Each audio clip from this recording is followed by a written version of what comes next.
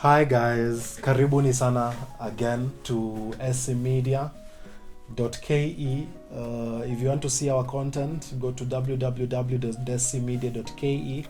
My name is Chege Thiong'o of scmedia.ke. Karibuni to this YouTube channel. I will give details on more of it, on the works we've done later. And today I want us to talk about effective communication in wedding planning. And it is effective communication with the customer in wedding planning. And in effective communication with the customers, there are 5 things that we've seen as a company that we should teach you guys or guide you guys in. And one is good rapport and communication. A good rapport with the clients, that is one. 2, planning and coordination. 3, directing and guiding. 4 is guests. 5 is professionalism, how to deal with guests.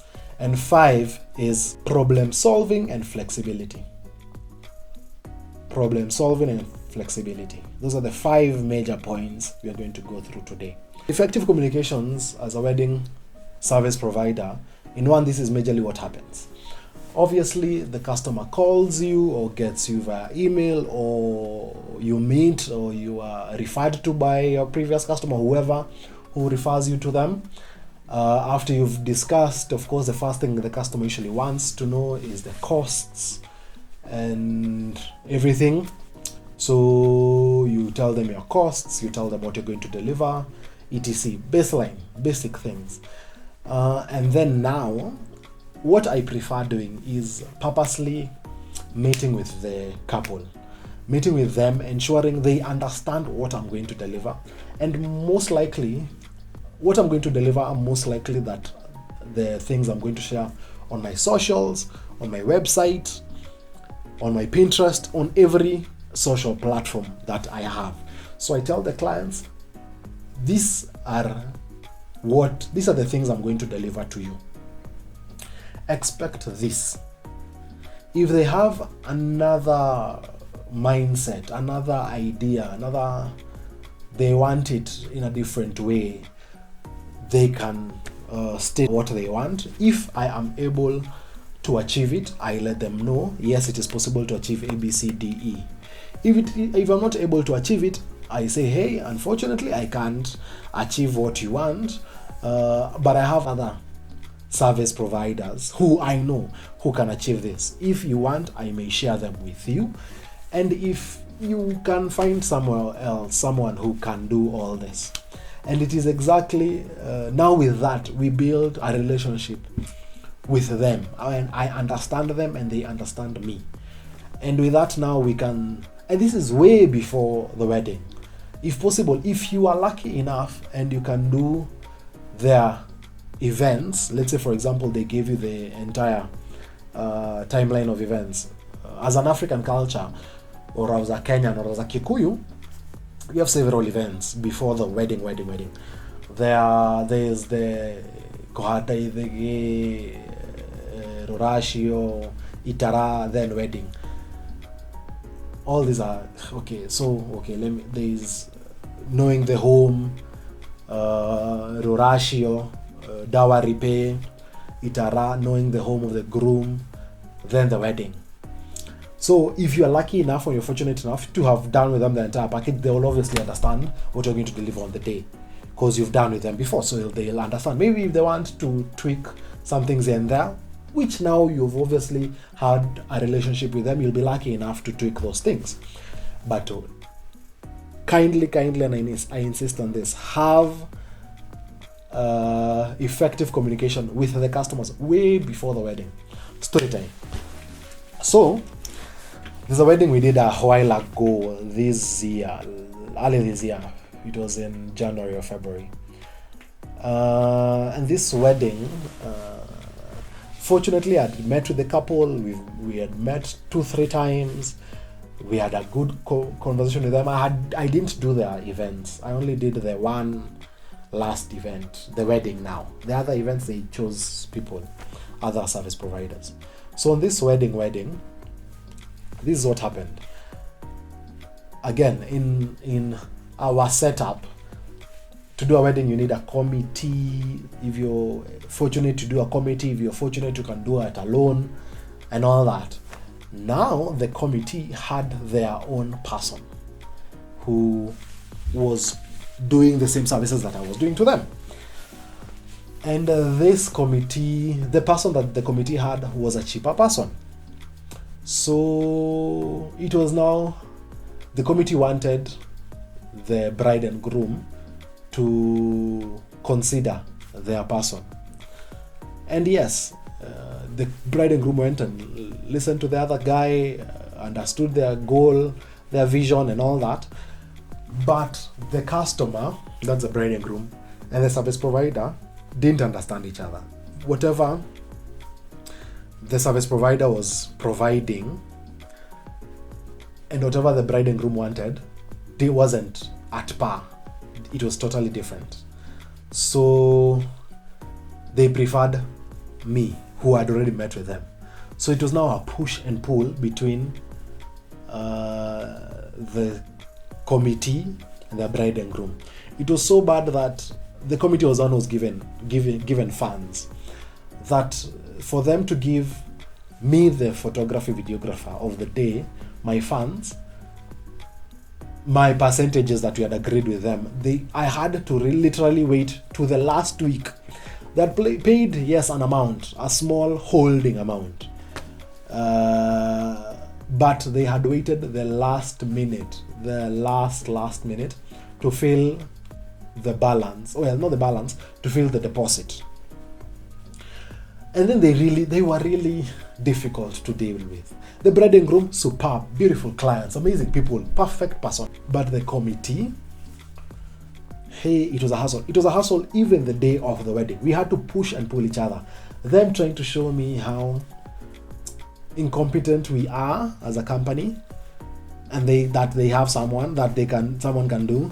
The company really had to flex a bit with them, if you know what I mean, and still maintain professionalism, because you don't want to step on their toes. But we really had to push and pull a bit till the last day. And after the wedding, after I delivered perfectly 100%, the couple was grateful. The couple apologized because of the committee. The couple was happy that the event, regardless of those situations, that everything was a success. And at the end of the day, so long as your customer is happy, everything else is in vain. So effective communication with the bride and groom way prior to the gig. Number 2, planning and coordination. So you've been given the gig, yes. You know that gig is on 12th of August. You know the gig is on whatever date. You've been given where the wedding will be, where the reception will be, where the photo session will be, where the bride is being picked in the morning, where the groom is being picked in the morning. Those are the 5 major spots that you should know.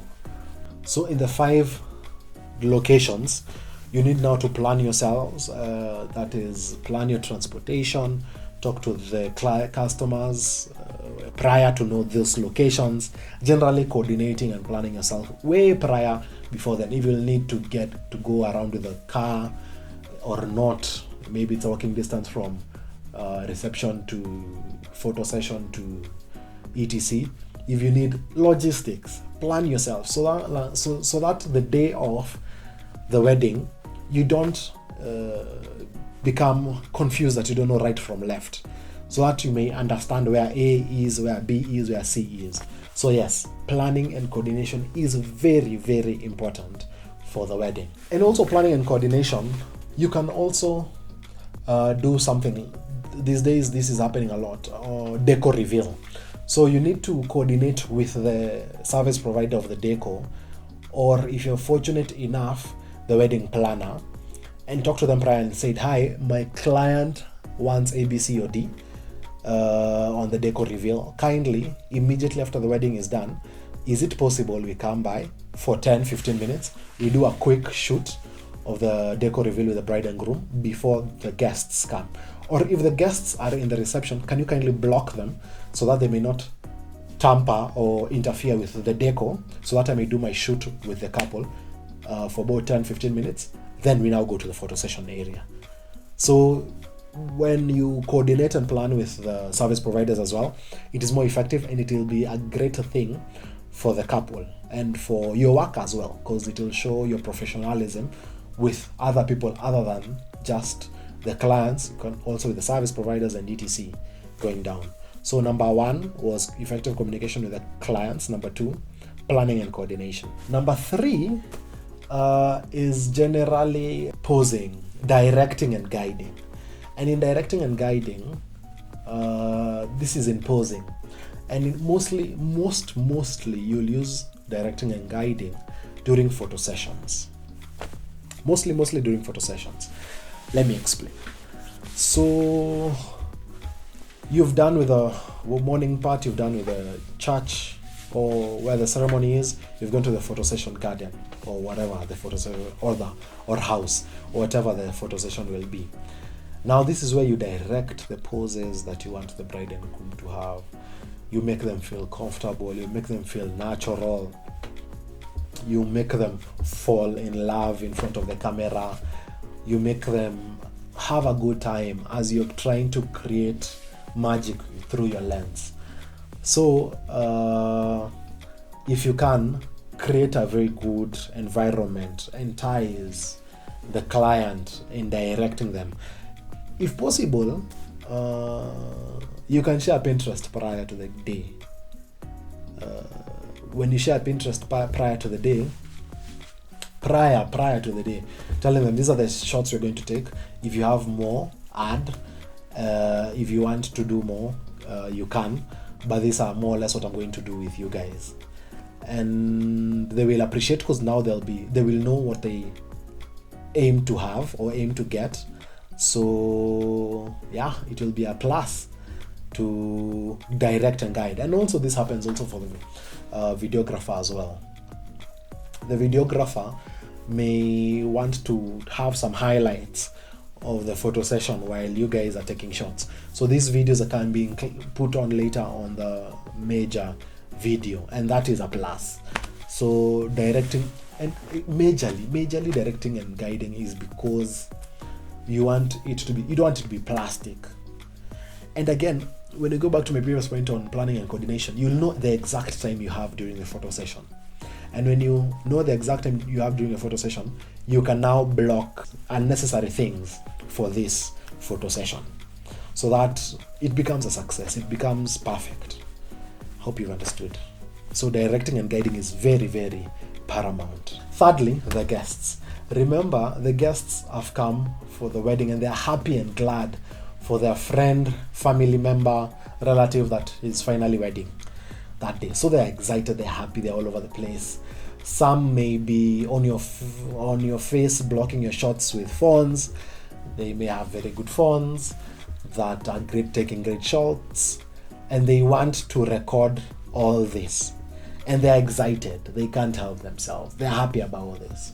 So what are you supposed to do in such situations? How do you deal with guests in such situations? There are a few ways that I usually do it. One, I can use the MC or the coordinators to direct the guests to move so that the major photographer, videographer is handling the thing. That is one. Two, I can politely tell the guests, hi, I'm the official explain who you are. Hi, my name is blah blah blah. I'm the official photographer, videographer of the day. Kindly, you're blocking my shot. If you do not mind, let me take these shots. Then when I'm done, you can continue with taking yours. But you wouldn't want to you end there. At the end of the day, you wouldn't want to destroy your shot because of your guest, and you wouldn't want your guest to feel offended because of what you've done. So the best thing is politely talk to the guests. And it is difficult. Some guests don't want to listen. Some guests want to do what they want to do. They want to take shots with their phone. So you'll have to find a very polite way, because these guests are your customers of the future. So yeah, if possible, talk to them politely, professionally, well, so that it becomes, you get a good rapport with them. Even after the event, after the gig, they can call you later and all that. The fifth thing is problem solving and flexibility. And in problem solving and flexibility, a lot of things obviously may happen during your wedding or during the wedding time. This thing may be, it may rain, and you had planned to do a garden photo shoot or an outdoor photo shoot. It may rain, things may change, the bride may become late, or other things may happen that one can't change. So as a service provider, you should really be adaptable to change. So you should be really expected to have everything just in case. Be ready for everything. For example, I go to my weddings with umbrellas. I have like 3 umbrellas that I have to go to weddings with. Cause 1, it may be scorching hot. 2, it may rain. Anything may happen. 3, one of the guys may need an umbrella. You never know. And an umbrella is a very important tool that people don't understand.